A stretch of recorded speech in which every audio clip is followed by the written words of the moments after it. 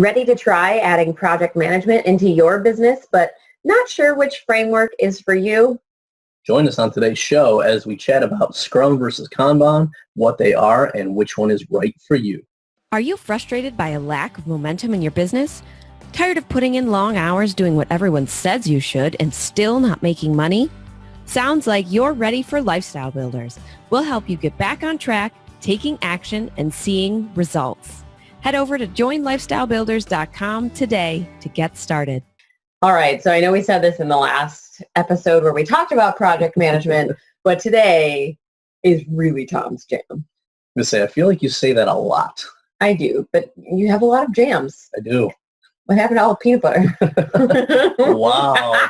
You ate it all. I didn't know there was mom jokes. I knew there was dad jokes, but not mom jokes. I just borrowed your dad joke. Come on. Man. You were thinking it.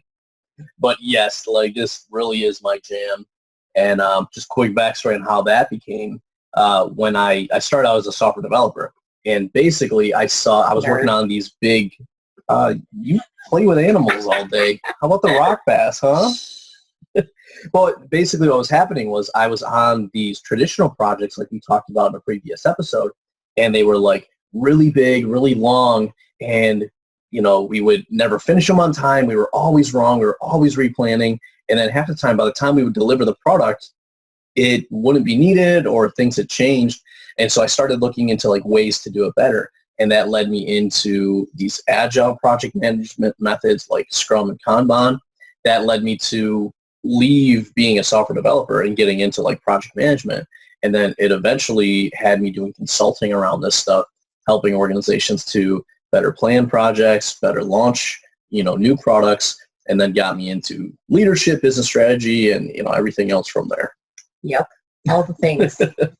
But I'm really passionate about this because this is really a game changer, for not only businesses but especially small businesses. These systems will help you manage your business, help you manage your life, and they ultimately help take that overwhelming chaos that every entrepreneurial or small business has and really help get structured, focused, organized. And probably one of the coolest things about this is that it allows you to really step back, and it allows you to really empower and support your team in doing the work and really building a really cool environment and culture. So when I was hiring for a lot of these companies, one of the biggest reasons people came and worked with us was because these ways of running projects created a really cool and unique environment that people love to work in. Yeah, I believe it. I remember all the praise that people gave your newly formed meetings, and just talking to some of them about the things that you brought in and that changed the way that they did things. Yeah, well, I remember getting emails like when I was doing this for like corporate companies, like people telling me that like this changed their life because it allowed them like more time at home with their family. I had so many people send me pictures of like their Scrum or Kanban boards that they used to like plan their wedding or that they used to run their family. And I'm like, I love it. Like we do the same thing. Yep. All right. So quick recap. Traditional project management takes a long time to map out a big project, which then often delays getting started. It delays that, or it kind of takes away the focus on sticking to the plan. And it's not as good at delivering and adjusting along the way. Yeah, basically like what we said is, traditional project management is let me map out everything that needs to be done. Let me organize all the ways they need to be done. In some cases, even let me map out this task goes first, this task goes second. And so it takes a lot of time, and a lot of people really get jaded with the approach. So they just throw the baby out with the bathwater and abandon it. Uh-huh. Whereas, a lot of the reason these methods came about was because people saw that, the ways of doing project management, really wasn't hitting the mark. And so they came up with some of these innovative methods to, be more flexible, allow you to get started faster. And like we said, the least about a project at the beginning. So these allow you to get started, to learn, and then to adjust along the way. And the coolest thing is you see results faster. So as we'll see, a part of this is with traditional project management, you would like do all these pieces and then you would try to combine them together at the end and put a big product out. What we're doing in these scenarios is saying, I want a piece, and I want to get a piece done as soon as possible, and then I actually want to use that piece or put it out there. So most people are familiar with the stuff with like your apps. So it used to be to put a piece of software out, like, years ago when they made Microsoft Word, it was like a 3-year project. And then we'll see how old or young our audience is. You used to have to buy like a piece of software from a store, and then that was the software. Nothing changed. It was it. And then like years later, they'd put another one out. You had to update. Now your apps, they're constantly updating. You might find that your app gets a new update every day because they're using these agile methods to be able to add small features and get it out to you faster rather than having to wait like a year. Yeah. Now, what we wanted to do to start off this episode is talk to you about the difference between the two frameworks. So we're focusing on two, mainly because we like these two. Well, these are the two most popular. Okay, and because they're popular. And you might have heard one or both of them thrown around in the industry at some point or another. There have been entrepreneurs who've talked about Scrum because they use it in their business. I know we've talked about Kanban and using a Kanban board before. Whew, there's a lot of bees in there. So just talking about what is the difference between the two, and then we'll kind of take you deeper into each one, who it's for, and when you should be using it. Absolutely. All right. So Scrum is more of a regular fixed length. They use the term sprints, correct? Correct. And sprints are typically a 2-week time frame. Yeah, I was going to say, we're going to test all your knowledge today. I have some knowledge. We'll see how much you've been listening over the years. So Scrum takes your big project and it breaks it down into these 2-week sprints. And the point is to follow that 2-week sprint from start to finish. And then you're going to go back and reflect afterwards. Yep. So it really helps you focus. So instead of having this really big project and you have to do all of the planning, it's saying we're going to get an idea of what the project is, but we're going to break it into these typically 2-week chunks. Focus on those 2 weeks, get that stuff done, hopefully get it, out there, and then repeat the process. So Scrum is very much a structured type of framework. Yep. So it's structured in that it's got like some things to follow and things to do, but it's a lot less structured. It's a lot more flexible than traditional project management. So it kind of sits in the middle. Nice. Okay. And Kanban is more of a framework that is constantly updating and being redefined as you go. So you're setting out that plan, but you're adjusting and it's very much more flexible. Yep. So if we look at it, project management traditionally is on like the far right side where it's very structured, very detailed, a lot of planning, etc. Scrum is kind of in the middle where there's some structure, but a lot more flexibility and more updates. And then Kanban is on like the far left side where it's like there's a couple principles to follow, but there's a lot less structure, and it's more about, go with the flow, following those principles. Okay. And what we kind of talked about as we were prepping this episode is that we actually fall somewhere in between Kanban and Scrum. We like to use aspects of both for different things. Yeah, and basically this is what I recommend to most people is listen to the episodes where we talked about it, and then find the principles, find the key things that work for you, and cater it to your process. So, you don't want to violate some of the principles that make this stuff work. But at the same time, you don't want to be so rigid to say, well, this is how the book said it, so I'm going to do it that way. It's really saying which pieces do I need and which pieces make sense for me now, and then implement those. Yeah, and I actually, I listened to a little bit of Amy Porterfield's episode where she talked about Scrum and using it in her business, and she even said the same thing. I read the book. It was very dry, and it took a lot to get through and process. And then she actually had to do that same sort of thing where she took it and made it, molded it into what would work for her and her team. Yeah, and I mean, I've read probably 100 books on this. I've done training on it for years. I've implemented it. You don't need to read the book. So the book we're talking about is Scrum, The Art of Doing Twice the Work in Half the Time. There's a lot of other books out there, but you really don't need all of that. A lot of that is written for larger teams, larger companies, and we're gonna and we're gonna give you really the key things you need to take. So if you want to understand more about how this came about and some of the early experiences of the author and implementing it, you can definitely read the book and get more of the backstory, but to actually understand how it works and implement it, like we're going to give you all that. All right. So speaking of which, let's dive into Scrum. First of all, please explain to people where that weird term came from. Nothing like going into these, billion-dollar companies, Fortune 500 companies, speaking with their executive leadership team, and then coming up with all these crazy jargon words like Scrum and burn down charts and Scrum Masters, and they're like, what? So Scrum originally came from rugby. And so basically, and rugby fans, hopefully I get this right. Basically with rugby, it's kind of like American football, but one of the things they do is they have this scrum, which is basically where the team comes together and, they're in this little group and they're kind of planning out like the next play, and then they kind of go with it. So this originated because when, project managers and teams started using this, they would have what they would call a daily scrum. And it's basically a quick 15-minute meeting for the team to kind of sync up and plan out their day and plan out their strategy. And so that was where the term originated from, and you'll see there's a lot of parallels and a lot of things taken from rugby and applied to this methodology. I'm going to say people are going to call you out on that Scrum, or that rugby is like American football. I'm going to go with the other way around. American football is more like rugby. Either way. Leave all the hate in the comments. That's I don't know where the history stands because I'm not a history nerd, but I'm guessing rugby came first. Oh, absolutely.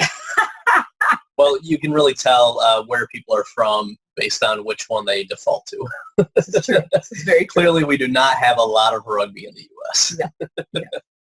All right. So one of the biggest differences between Scrum and Kanban is the roles, because Scrum has very much defined roles and actually has some cool names, like you mentioned, the Scrum Master. Mm-hmm. Talk about those. Yeah, so the way I usually define this, and just random aside, I used to have people joking all the time that if I don't have a whiteboard, I just start moving my hands all over the place. Yep. So as I try to explain this, and if you're watching the video, you'll just see my hands go everywhere. Because oftentimes, like I've trained, probably hundreds of teams at this point on how to do this stuff. And usually it's very visual. I'm drawing this out. So picture like a triangle. And there's 3 points of the triangle, and these are the 3 main roles that a Scrum team has. So at the top, you have what's called the product owner. This is kind of like the business perspective. This is the person that's saying, here's the outcome we're trying to get from this project. Here's the major features or pieces that I need as part of this project. And they're ultimately the ones saying, yes, it meets my needs, or no, it doesn't. Then you've got the team. So the team is then saying, okay, now that we know what you need to achieve and what it needs to look like, we're then going to work together to figure out how to do it, and we're actually going to do the work to make it happen. And then you have this third point of the triangle, which is the Scrum Master. They're kind of like the project manager, but rather than trying to manage the project to like a plan, what they're basically trying to do is to be the leader and support the team and make sure that everyone has what they need in order to make this work. Okay. All right. We'll definitely add a visual to the page for the podcast, just in case anyone wants to see it. Now, talk to me about the rituals, because that was another one of the differences between this and Kanban, was that Scrum has very defined rituals to the process. Yep. So basically the way it works like this, let's assume you just got done planning your goals out. And so a big part of planning your goals is you say, well, here's where we want to go, and here's the time frame. And then you basically will then say, well, how are we going to get there? And that's where you're going to generate one or more projects. And so the first ritual is basically what's called backlog grooming. And what you're going to do is take all the projects or the pieces of those projects, and you're going to put them in a list, and you're going to prioritize them, and you're going to get whatever information you need to know, here's the outcome we want from this, and here's any information we need in order to be able to make this work. So, for example, you might need some clarification from the product owner to say, this is what I really want it to look like. Or, let's say you're designing a website. That person might say, I need to use this thing, or like there might be certain constraints or whatever. So we got to get clarity around what it needs to be done. So backlog grooming is all about prioritizing the work and then getting clear on what we actually need to do. What that then leads into is sprint planning. So a sprint is really just a set period of time that we're going to use to get the work done. Mm-hmm. So think of it as a box. They actually call it time boxing. Typically, these are 2 weeks. They can be, shorter or longer, but 2 weeks is a good starting point for everyone. And basically, sprint planning is saying, okay, we're going to take the top items off of the backlog, and we're going to pull them into the sprint and basically commit to doing what we can to finish those, and we're going to break them down into tasks. Mm-hmm. And so what we're basically doing is making a mini project plan. Yep. So we're making a project plan for the next 2 weeks saying we're committing to getting these 5 things done, and then we're going to break these 5 things down into tasks so that each day we can complete one or more of the tasks and be able to track our progress.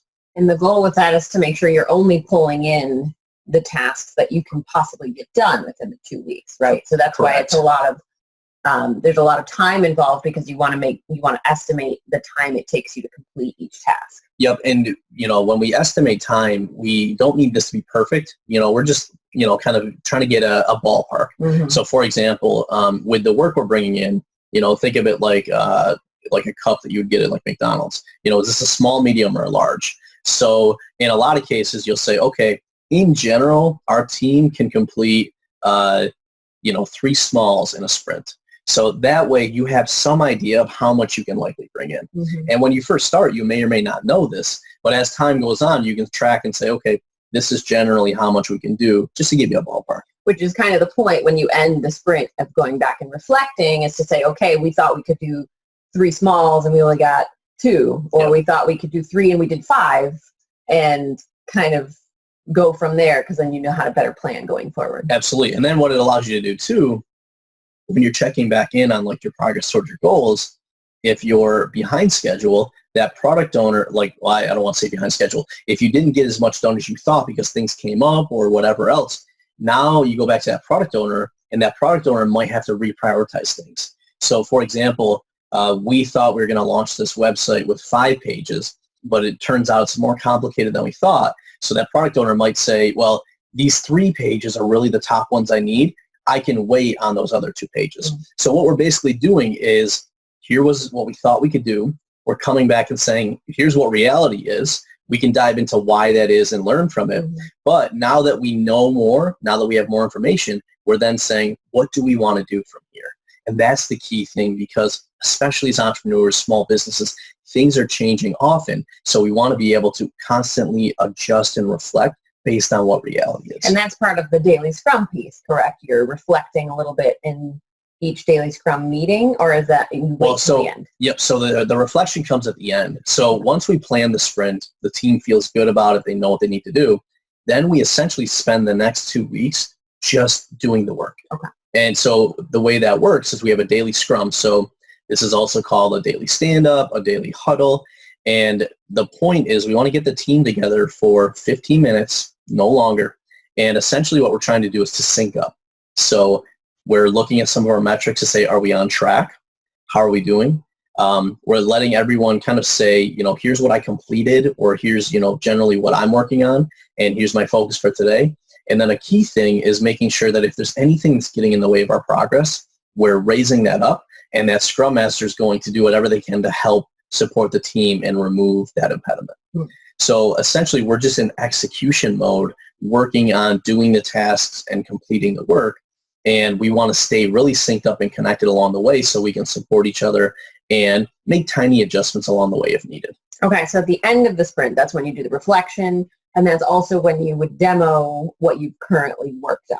Yep, so if we think about this, the product owner has said what they wanted, they've been available for questions along the way, and at the end of it, the team then should be able to show what they completed to the product owner, and the product owner can accept it, like, hey, you guys nailed it, we're good, let's use this, let's launch the website, let's add this new thing. Or, something might not hit the mark. And so the product owner can provide feedback, maybe adjust what they need, and then you can pull that into the next sprint. So that demo does a couple things. It celebrates what we actually completed. So every 2 weeks, we've got things we're getting done. So you don't feel like you're just on a project forever. You're actually completing things. It then also allows you to say which things are ready to go, and now we can release them. And then it also, really just allows us to celebrate. Mm. And then from there, after we do the demo, then we do the retrospective. And this is basically looking back and saying, hey, what went well?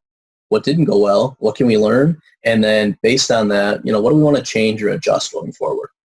And we're just really repeating that process. So then we're going to do another sprint planning. We're going to go 2 weeks, pull the next amount of work in, and we get into this really good cycle.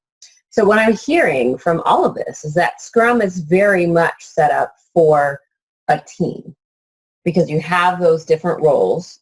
And I'm guessing you should not be playing more than one role. Yes. The ideal scenario is you're playing one role. And, let's first address the team thing. It works really well for a team. You can still do Scrum even if you're like a solopreneur, but it is more challenging. So usually, and we'll get to Kanban in a second, usually Scrum or Kanban, will work for you. Okay. But the same basic process is going to apply. You're just going to play all the roles, and you'll see why that's challenging. Mm-hmm. For example, the product owner, they want to get as much done as possible, right? Because they're the business. They want to get as many projects done. The team can only get so much done, and they want to make sure they have a certain level of quality with what they do. I can write, let's say I was writing a book. I can write a ton of words, but if they're not quality, it doesn't really matter. And then the Scrum Master is really concerned with making sure that everything's kind of working and we're not burning the team out. So there's some natural tension between these roles because it is very easy to run hard all the time and reach burnout. And we've had episodes on that, and you never want that to happen.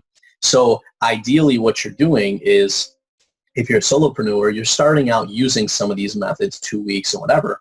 And then as you're hiring people in, you want to actually hire people in for those roles. So for example, your virtual assistant might start playing one of those roles. Or if you hire in, let's say, a online business manager or a project manager or an operations manager, they might then take that Scrum Master role. Yeah. So they're going to be more the running the projects. You'll then likely shift into the product owner role. And then what you eventually want to do is to hire people in that are the team that are actually then doing that day-to-day work. Yeah. So that's kind of how you want to evolve it. But you can definitely start this on your own. You're just going to play all three of those roles. And it is challenging to say, all right, well, my product owner role says I want to get all this stuff done.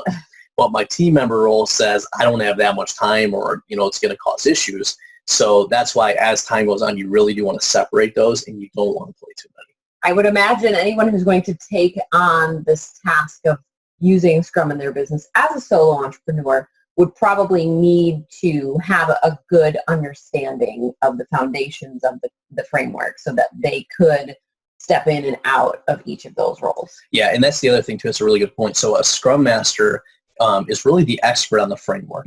So they're the one, so what that allows is they're running the meetings, right? So all these meetings we just talked about, they're the one facilitating that. So, for example, every meeting should have an agenda and they should be repeatable. So, hey, with sprint planning, here's our basic agenda. We're getting together. We're talking about what the next block of work is that the product owner wants. We're asking questions. We're breaking it down, and then we're good.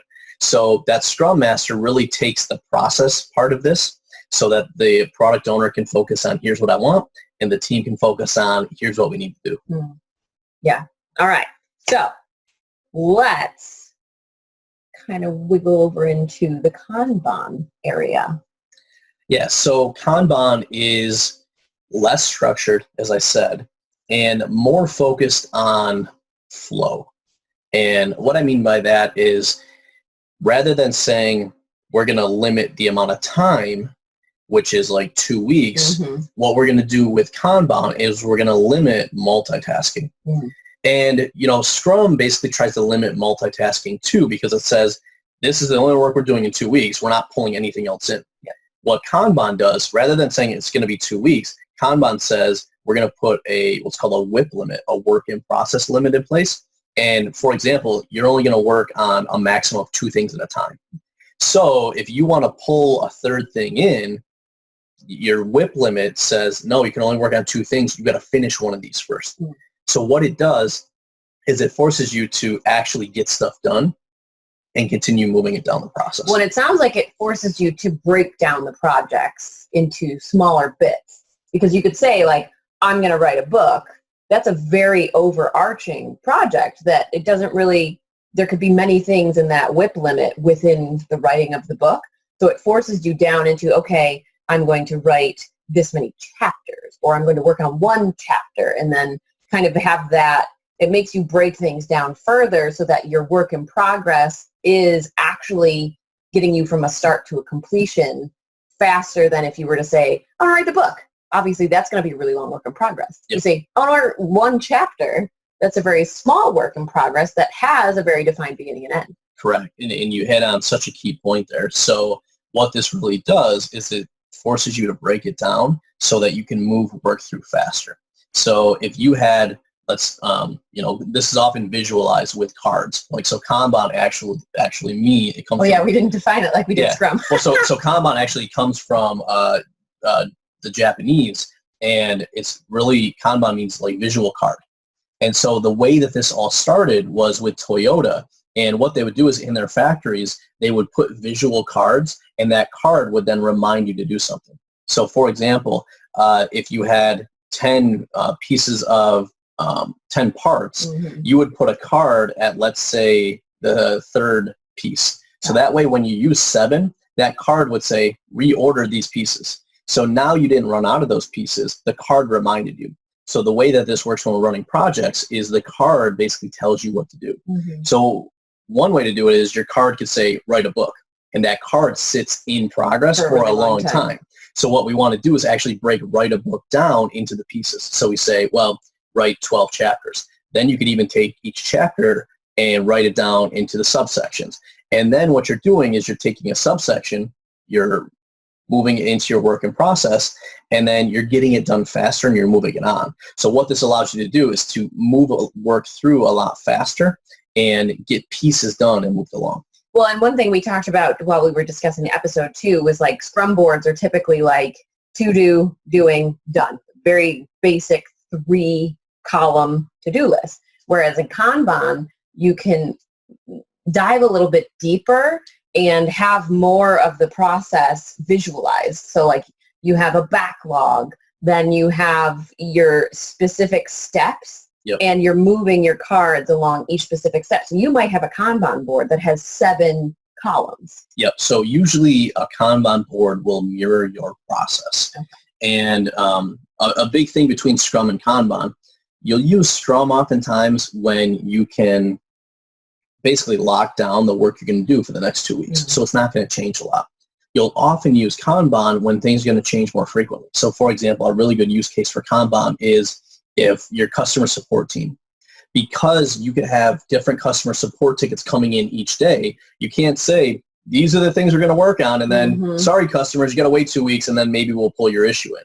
No, so customer support teams will use Kanban because tickets are coming in, and then rather than backlog grooming being a one-time event, it is always doing it. So every time something new comes in, we're basically saying, all right, where does this fit on the priority? We'll put it in there. And then rather than the team kind of saying like, well, this is what I'm working on today, when they finish something, that's now going to cause a gap. So if you're looking at a physical board, I had one item in progress and now it's done. Now there's a gap in progress, so I take the next available item, the top priority, and I start working on that.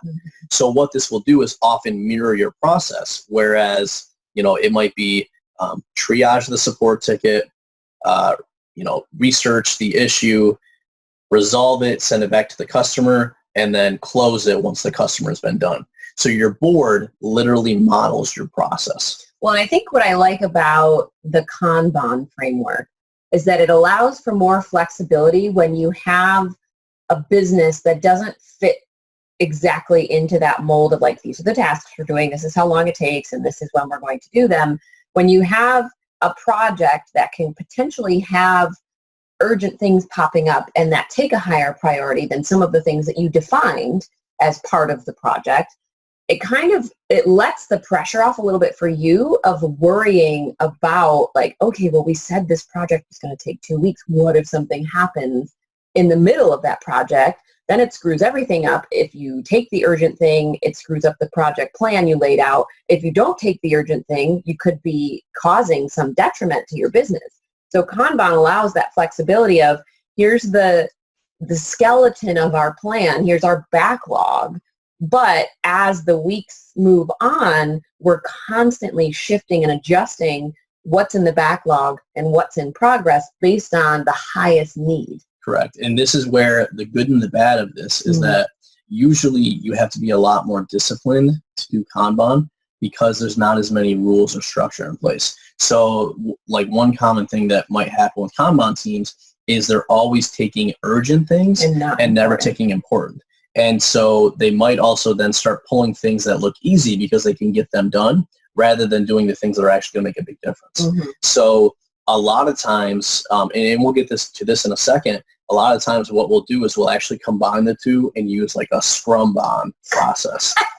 And what that will do is take the best of both. So for example, we might have a 2-week sprint, but then we might have what we call a fire lane. And so what we're saying is that we're committing to these 2 weeks, but we know on average that some fires come up. So this is what constitutes a fire. And if this comes up, we'll allow it into our 2-week sprint and we'll take care of it.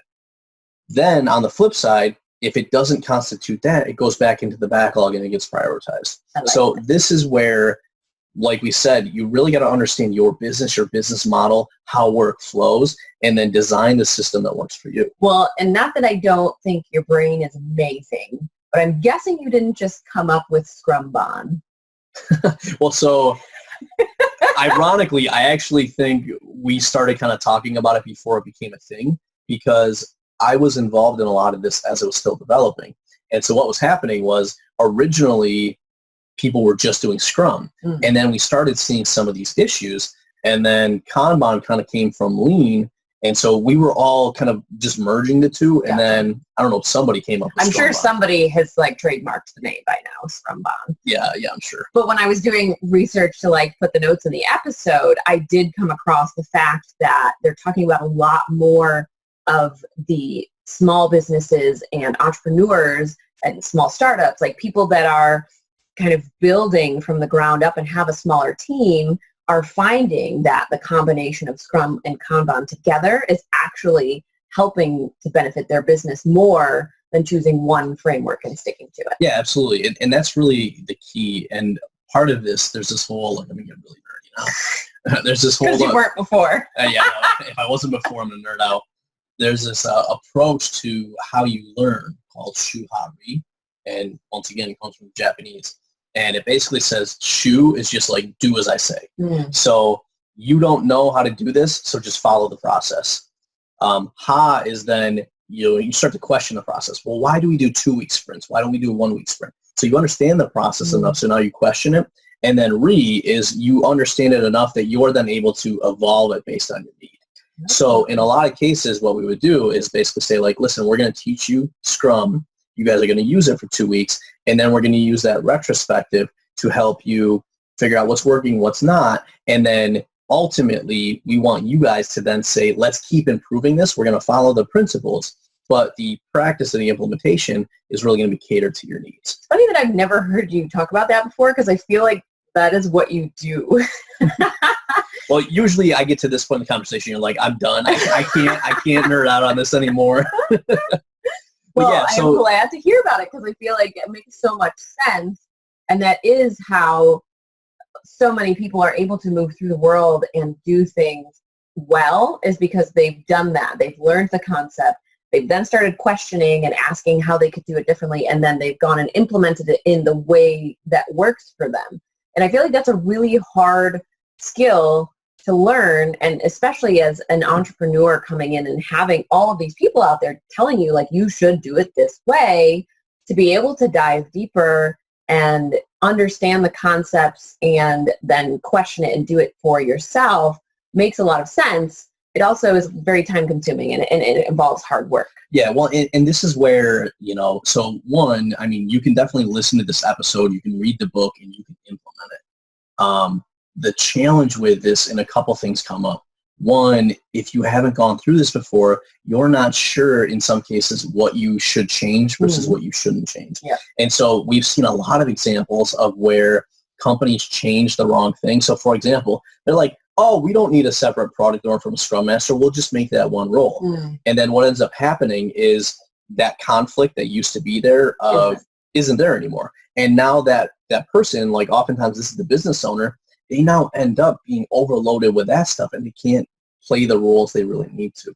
So part of it is making sure that if you're doing it yourself, you're getting support and guidance to know what you can change versus what you shouldn't.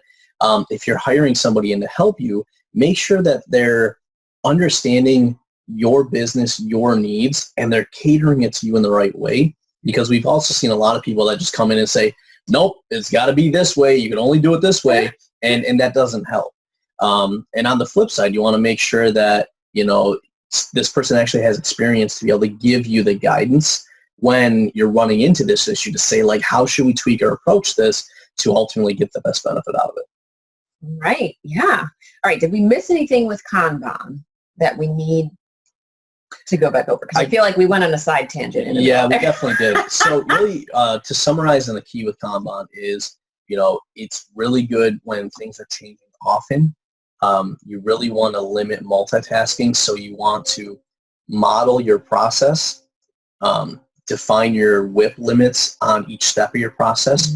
And then the big thing that the Kanban does really well is it helps you find bottlenecks or inefficiencies in the process. So for example, let's say you had a 5-step process and your WIP limit on step 3 was 2.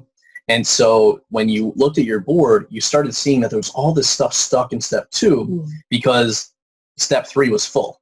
What that tells you is that there's an inefficiency there. And if you work to solve that, you'll be able to get more done. So, we won't go too deep into this, but this, when you're running your business, what you always want to be looking for is bottlenecks. And Kanban does a really good job of helping you identify the bottlenecks in executing your projects and then being able to know where to focus your time, effort, resources to ultimately get the best return on everything you're putting into it. One other thing too, because I know you talked about anyone who does want to dive deeper and read the actual books about the framework themselves. You talked about the Scrum book. Is there a book that kind of encompasses the concept of Kanban? Yeah, there's a couple out there.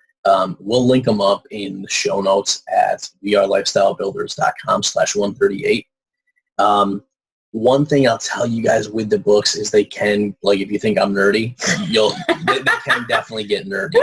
But yeah, I mean, there's actually a Scrum book out there, I think, that talks about both of them. It gets really deep into the metrics. There's a Kanban one, I think, called Personal Kanban that is a lighter version of it and kind of explaining how to do it. So yeah, we'll definitely link up some of the books that if you guys do want to read them, I'll put it in the show notes. I'm just putting it out there because, I know you call yourself nerdy, but you have a lot of friends that are nerdy too, so. All right, actions for today. So one, probably re-listen to this episode so that you can catch everything that we talked about. But, really similar to the project management one, take a look at your process today and just see, based on what you've heard now with traditional project management, with Scrum and with Kanban, are there pieces that you think would be good to pull in? Or, do you think it'd be really good to say, dive in and start implementing Scrum? So just get clear on everything that we talked about. And if there's one of those that you're like, man, that sounds really good, that would really help my business. And my action for you is going to be, I'm sure you have some questions after listening to that episode. So if you have a specific question, we would love for you to post it up so that we can either dive deeper on a future episode or, create some content around that for you so that we can better help everyone understand the frameworks, the concepts, and how you can be using them in your business. Absolutely. And if you're looking for help getting your project management process set up, if you're like, man, Scrum sounds really good, I'd love to have somebody come in and help me get this started, train me on it, train my team on it, help me get all organized. Let's jump on a call, because especially, this is definitely useful if you're starting your business and it's just you, but especially as you start scaling up, getting this type of system in place for your team and then tying that into your goal planning, your strategy, everything else, it can literally be a game changer for your business. So if you guys are looking for some support, guidance, maybe have some questions on how this can help you and how it can look in your business, let's grab a call. So you guys can go to tomandariana.com/apply, answer a couple of questions, and then we'll jump on a call and talk about how this can help your business. Please jump on a call with him. He loves to nerd out about this stuff. So let him nerd out about it on your business. All right, you guys, it's been another great episode with Tom and Ariana, your hosts and lifestyle builders. As always, I want you guys to remember that it's your life, your business, your way. We'll see you next time. Bye. Hey, we hope you enjoyed this episode. If you know another entrepreneur who may benefit from hearing this show, we would so appreciate you being a good friend and sharing it with them. Are you dreaming of a life of financial freedom and more time to spend with your loved ones? Want to build your business to support that dream? You need Lifestyle Builders, a mentorship program designed to meet you where you are and give you strategic and custom guidance so you can build the business you need for the life you crave. Become a lifestyle builder at joinlifestylebuilders.com. Are you a Lifestyle Builders podcast fan? We'd love to hear from you. Head on over to tomandariana.com/iTunes and leave us a review.